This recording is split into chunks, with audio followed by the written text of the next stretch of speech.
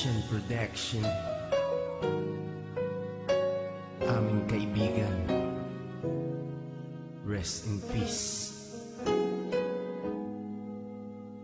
God bless. Kaibigan, sino man ngayon ang iyong kapiling, alam mo naman na isa lang ang hinihiling. Ang maligaya ka lang yun sana sa piling ng may kapal, pagkat isa lang ang lagi naming dinarasal.